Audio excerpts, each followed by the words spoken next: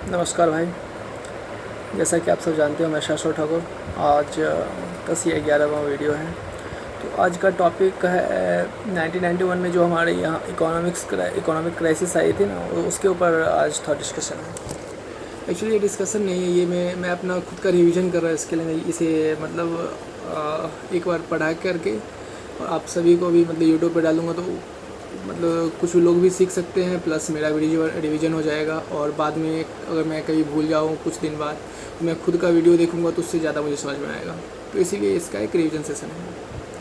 तो अभी बात करते हैं 1991 के इकोनॉमिक क्राइसिस की वजह से। इसके लिए मुझे ना बेसिकली करीब 6-7 पॉइंट लगता है जो इसका जिम्मेदार है।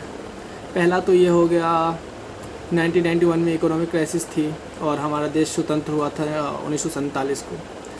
कितना 47, 57, 67, 77, 87, 44 साल हुआ था।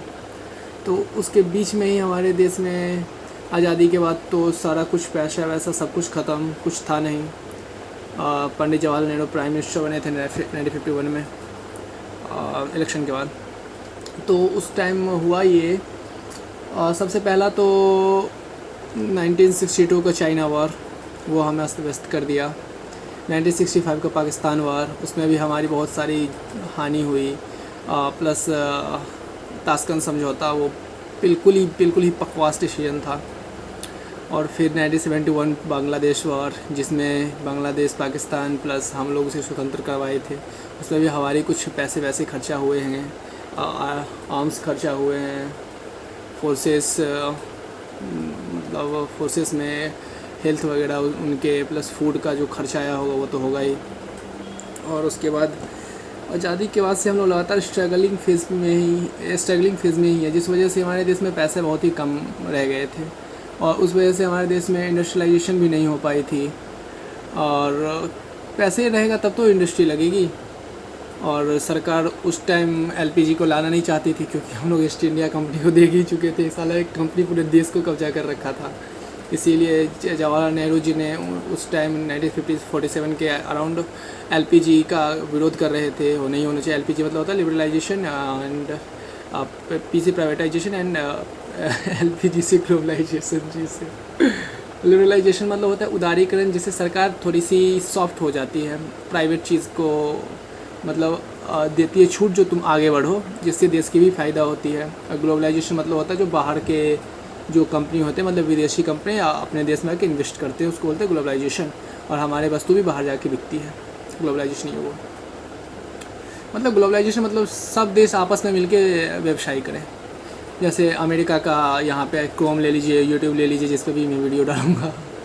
और इंडिया का असम का चाय पत्ती अमेरिका में बिकता है, एमडीएच चाचा का मसाला बिकता है अमेरिका में। तो इसे ग्लोबलाइजेशन बोलते हैं। और इसके आगे एक और यूएसएसआर जो टूटा 1991 में। यूएसएसआर का रशिया हमारा कट्टर सपोर्टर था। उसी ने बांग्लादेश वॉर में हमें बचाया था। फिर अमेरिका आ गया था लड़ाई करने के लिए, तो फिर रशिया बचाया था। तो 1991 में रसिया का भी टूट गया 15 देशों में।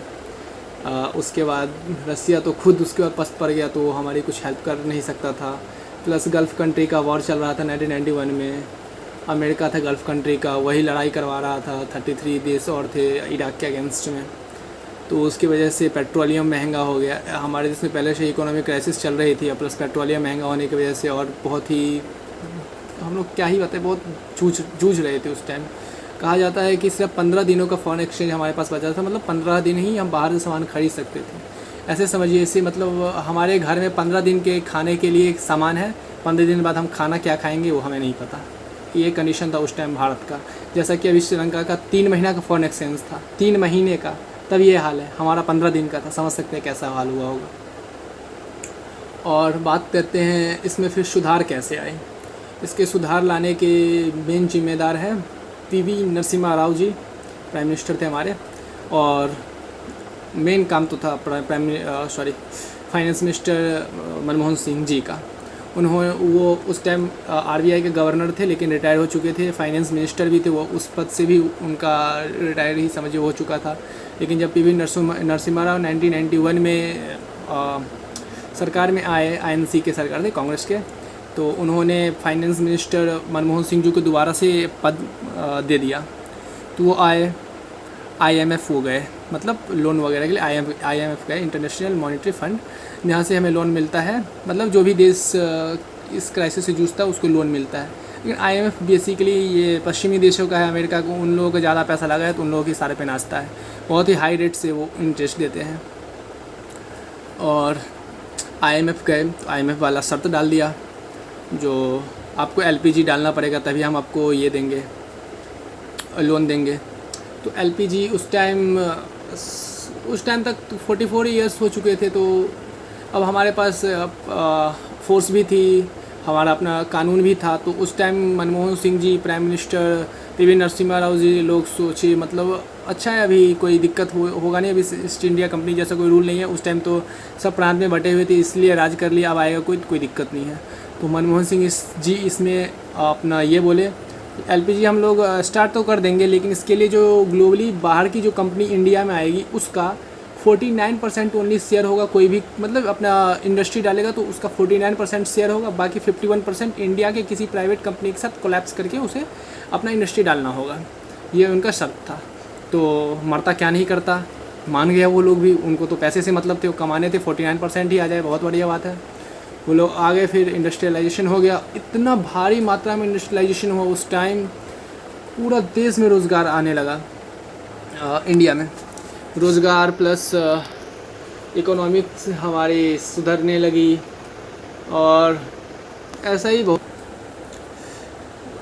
नौकरी मिलने लगी, बहुत कुछ सुधार हुआ। लेकिन इसमें 41 टन ही गोल्ड हमें इंटरनेशनल मॉनेटरी फंड में गिरवी रखना पड़ा, एक तरह से गिरवी रखना पड़ा था। तो कहने का मकसद यही है कि LPG से हमारे देश का इकोनॉमिक क्राइसिस उस टाइम बहुत हद तक सुधरा था, और सोने को गिरवी रखना तो खैर उस टाइम के हिसाब से फैसला सही था। तो LPG बढ़िया रोल प्ले किया। तो अब लोग बोलेंगे LPG नेहरू जी क्यों नहीं उस टाइम में लेके आ गए, जो इतना दिन तक हम लोग परेशान होते रहे, उसी टाइम आ जाता 49-51 के रेशियो से, अगर तो उसी टाइम से हमारा सही रहता। तो उस टाइम नेहरू जी का ये मानना था यार ईस्ट इंडिया कंपनी अभी हमें छोड़ के गया है, मतलब पहले तो वही ना कब्जा कर रखा था, बाद में तो ब्रिटिश सरकार अपने हाथ में लिया, लेकिन उस टाइम तो ईस्ट इंडिया कंपनी ही हमारे देश को पूरा पकड़ रखा था। तो उन्होंने सोचा अगर हम अचानक से फिर से LPG मतलब ग्लोबलाइजेशन की ओर जाएंगे तो हो सकता है कोई बाहर से कंपनी आ जाए और वो फिर से वही करने लगे जो ईस्ट इंडिया कंपनी करके गई है। तो इस वजह से काम करना सही है, लेकिन काम सही वक्त पे सही काम करना ये ज़्यादा इम्पोर्टेंट होता है।